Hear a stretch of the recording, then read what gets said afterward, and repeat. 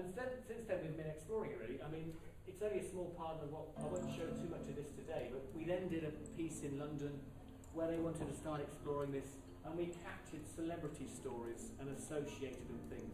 So already things were inflated in value. But it wasn't a very good test, because already, and you'll find out that's Annie Lennox's dress there. And you can see the same RFID with the wand.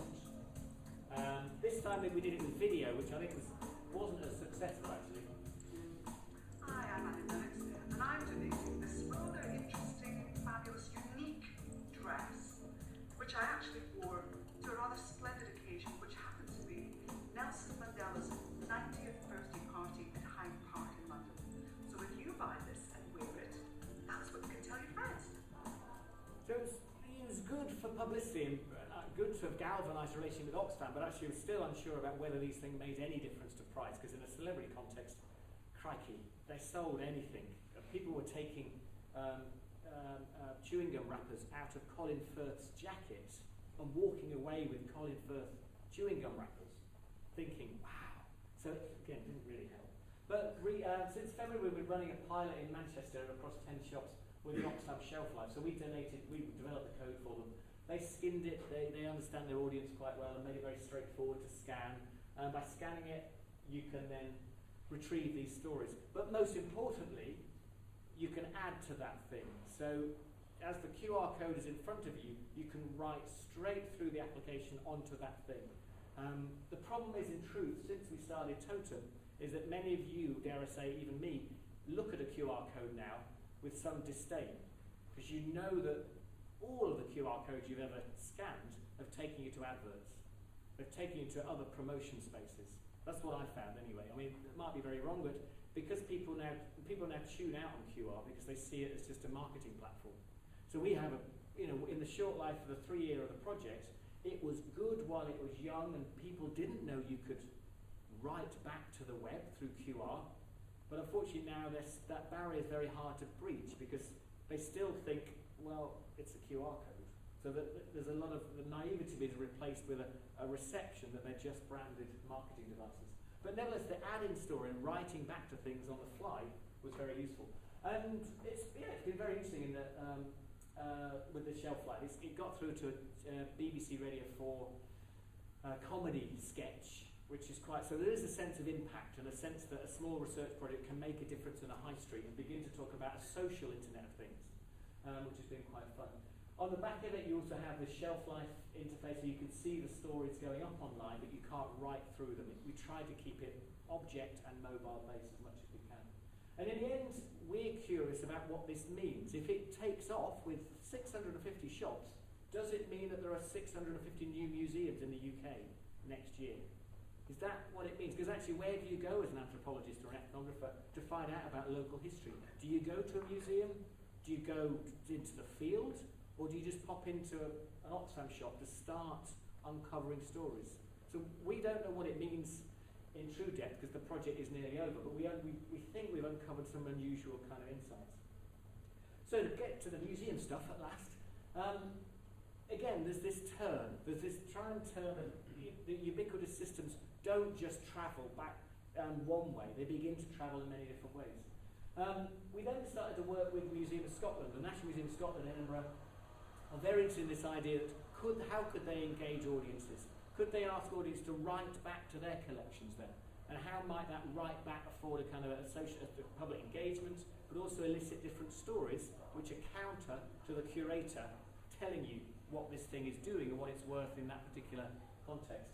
And they let us go up to the Tales of a Changing Nation, Scotland, which is essentially your living memory.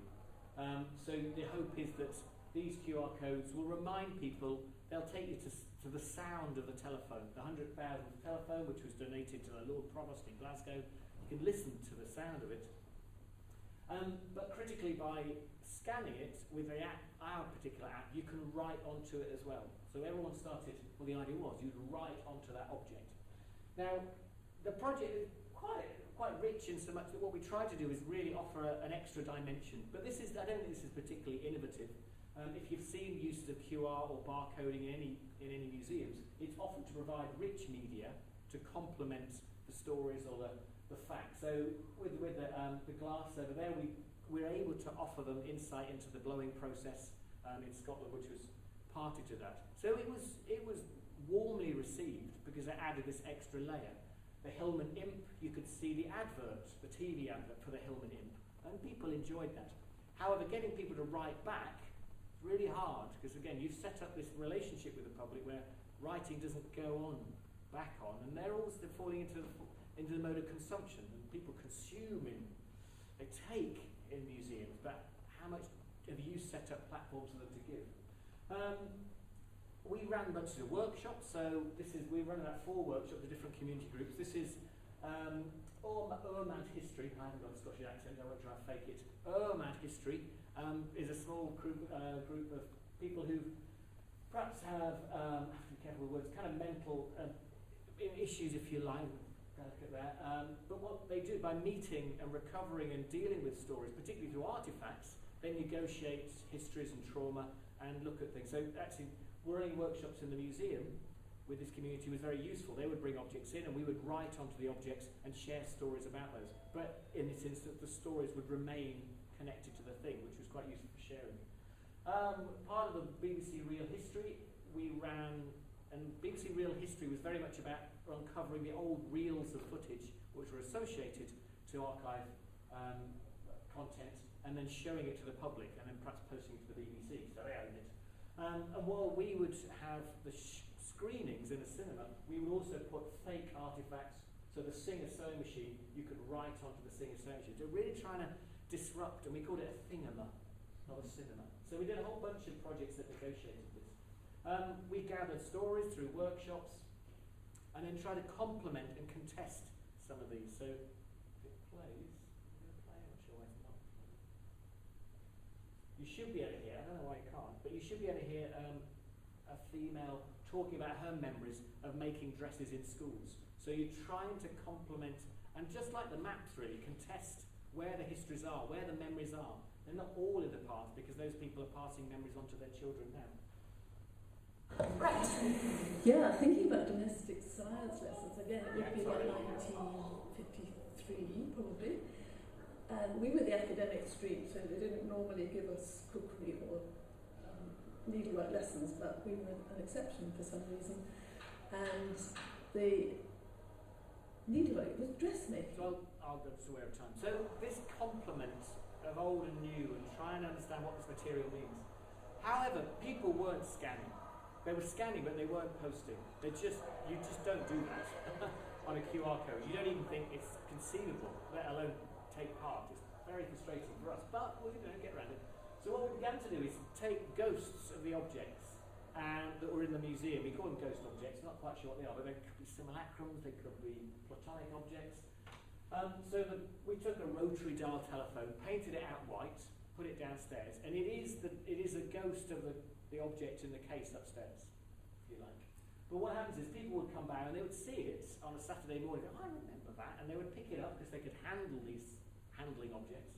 And then we would jump on and say, hey look, do you remember? Would you like to tell us a story? And they would nip into the shed, tell us a story, and the strips of QR codes, we would then in a moment attach their story straight to a QR code, post it straight to it, and they would then have their memory on a QR code, and they would stick it onto the ghost object.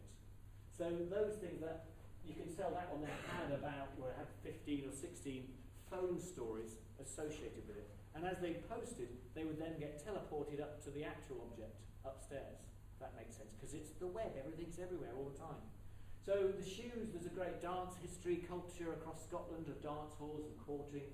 So that's the shoes, the artefact, the original, and downstairs we have, again, this ghost object, and these are the memories that people would write to it. So on the website, you would get the dance shoes and dance cards at the bottom, which is the curatorial narrative, and on the top you begin to get these layers of relationships. So really beginning to hack that object to some extent, trying to find a gateway. So the white objects are quite unusual things now because we're not quite sure what they are. They're certainly not the real thing. We know because we bought some stilettos from an Oxfam shop and they look like, bad Primark shoes really. So they're definitely not the real thing, but they do enough to engage people and connect to concepts of dancing in those spaces. I won't play all of these, but what happened was they began to gather these stories. So, my name is Maureen Kerr, and I've been asked to tell you about my days of going to dancing. Well, I'm afraid there's not a lot to say about my days of going to dancing because in my early years, teenage years, it was considered not good rapport for girls from good backgrounds to go dancing. But I went on and on to my parents and they decided to finally let me go dancing. But they decided on what I had to wear, so it was not the most attractive outfit when you think about a purple kilt and a pair of jumper. I presume that my father was looking at the aspect of being less attractive, not to attract the wrong sort of boy. So they work really effectively to quite quickly grab and gather these things, as though a rolling stone can gather moss, and it can. That's only just a consumer conspiracy there, so they can't. But they can if you facilitate that. On the other hand, we also had stuff like this. Dancing queen, And it was quite interesting this moment because Jane, who I work with, was really worried that she's singing onto the object. Why? This is off message. And the curator me, I said, don't worry, it's all right. It's okay. We can handle this. Curators aren't that stiff. It's okay. And we had this lovely question of to what extent, if you start opening up objects, you'll get noise. On the other hand, if that allowed Carrie to go up, what she did next was she grabbed it. She said, "Great, thanks very much." Stuck a sticker. Then she grabbed Mum, who was very shy and I've got to put up with this singing daughter. Grabbed Mum, went straight up in the lift and scanned it with her iPhone to then say, "Look, Mum, I'm part of the National Museum of Scotland's connection." And then we're making this up, but with an idea that actually Mum may well have then recovered the context in which dancing may be valuable. And maybe we didn't listen to ABBA in those days, dear. What we listened to was whatever it was. So unusual disruptions, but again disruptions which I think are quite interesting.